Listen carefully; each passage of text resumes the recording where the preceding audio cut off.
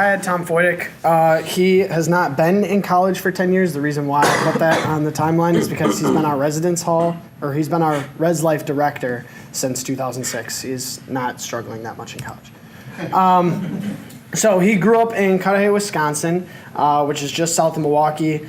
He went there because they have a really good cross-country and track team, which I found very interesting. And his brothers were really good runners, and then he just tried to follow in their footsteps, and I think he did a pretty good job.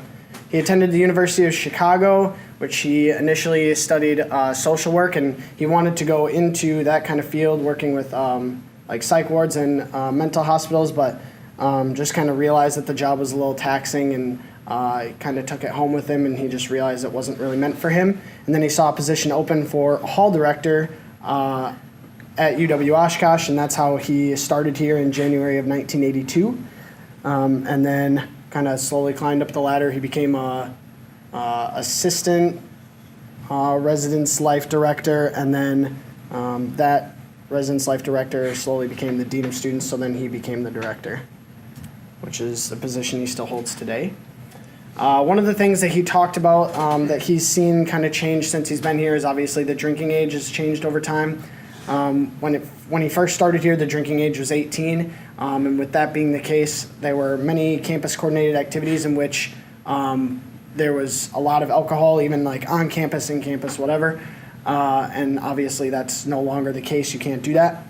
And one thing that he actually talked about is the drinking age, now that it's changed to 21, even though you still have things like pub crawl and stuff like that, where around campus it's not as great of a scene, it's actually been better off for campus living because they've tightened down on their security, and you see very little to zero issues on campus in halls because of the security and stuff like that, and so it's made it a lot better.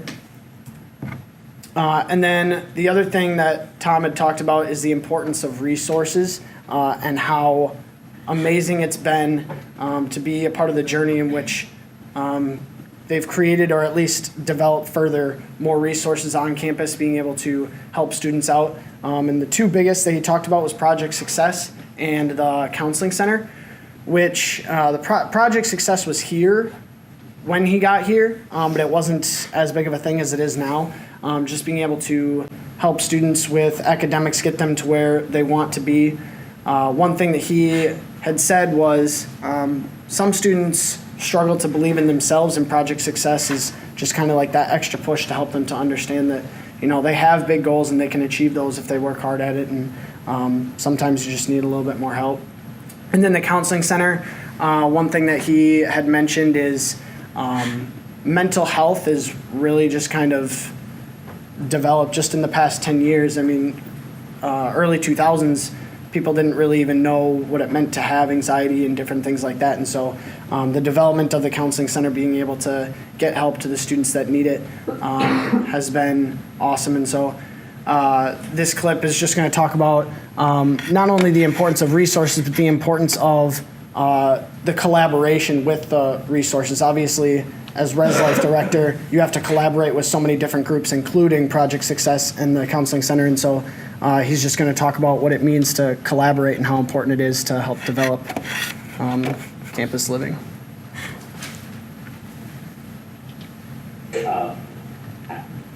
So in that sense, it's forced us to partner more closely together to help us deal with the issues that students bring to us. I mean, now we're to the point where, you know, the emotional assistance animals, well, 5 years ago, we didn't know what that was. But we have animals in our buildings now. We have to cut cats and other things. And it's like we get requests all the time. Well, you can't sort of say yes or no independently. We work with the dean's office. We work with the health center. I mean, there's a constant level of collaboration. I mean, there's a person in the dean's office who recently passed away, sadly, and she did all the disability services. It's like, well, we work with that person like a few times a week on stuff. University police, we work with them every day with something. Mm-hmm. Health center, at least 2 times a week. Because we have special accommodations, we got things. So, you know, the demands are greater, but I also think we're much better at, because I know there were people when I first started that had problems, but we didn't recognize it, we didn't have the resources, or they didn't recognize it themselves. But now there's a much better chance that the students are going to come to us And they're gonna know, well, I'm depressed, or I'm anxious, I'm this, I'm that, and I'm on medication, and I'm on this, and we just have to be able to accommodate that better. So I think we're, in that respect, much better at dealing with student needs than we used to be.